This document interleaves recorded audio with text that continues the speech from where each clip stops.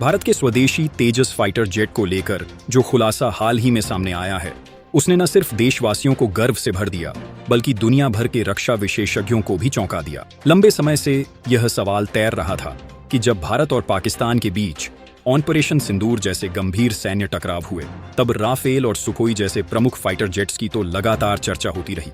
लेकिन तेजस कहां था? क्या वह युद्ध में इस्तेमाल नहीं हुआ? क्या वह केवल शोपीस बनकर रह गया था? पर अब जो सच्चाई सामने आई है, उसने पूरे नैरेटिव को पलट दिया है।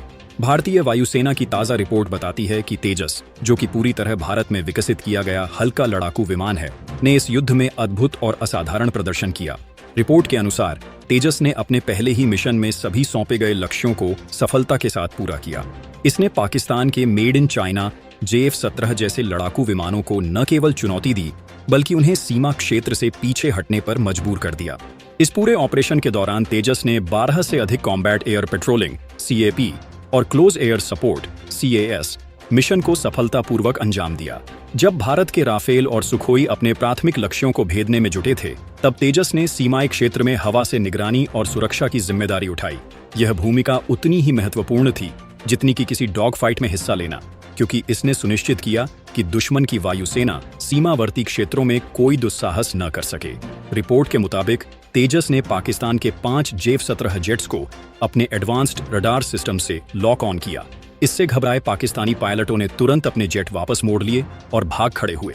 तकनीकी दृष्टिकोण से यह लॉक ऑन एक संकेत है कि तेजस न केवल दुश्मन की पहचान करने में सक्षम है, बल्कि आवश्यकता पड़ने पर टारगेट को सटीकता से निशाना भी बना सकता है। हालांकि सीमा पार जाकर सीधे मिसाइल हमला करने की अनुमति उसे नहीं थी, लेकिन उसकी उपस्थिति भर ने पाकिस्तान की योजना को बिखेर दिया। एक और महत्वपूर्ण बात यह सामने आई कि रात के समय जब भारतीय सेना और वायुसेना के हेलीकॉप्टर्स अग्रिम चौकियों तक हथियार और आवश्यक सामग्री पहुंचा रहे थे, तेजस ने उन्हें हवा से पूरी सुरक्षा प्रदान की।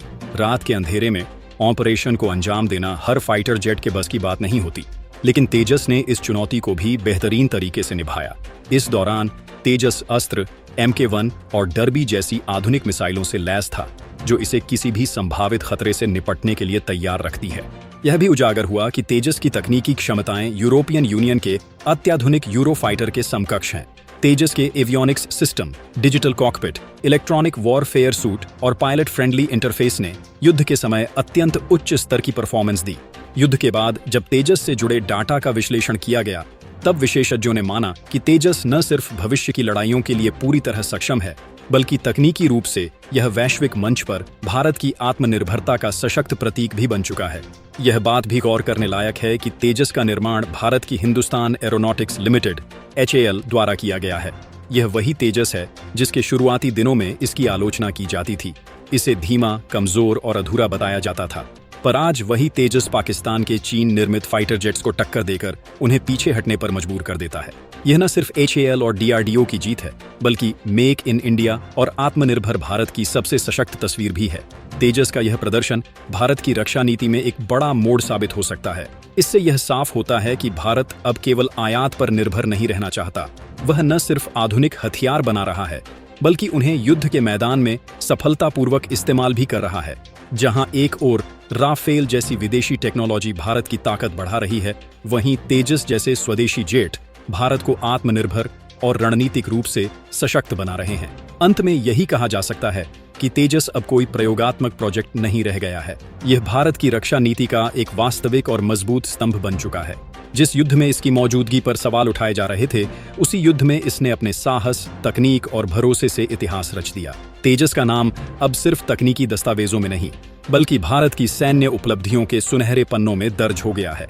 यह केवल एक विमान नहीं, बल्कि भारत की जमीनी मेहनत, वैज्ञानिक सोच और रणनीतिक आत्मनिर्भरता की उड़ान है।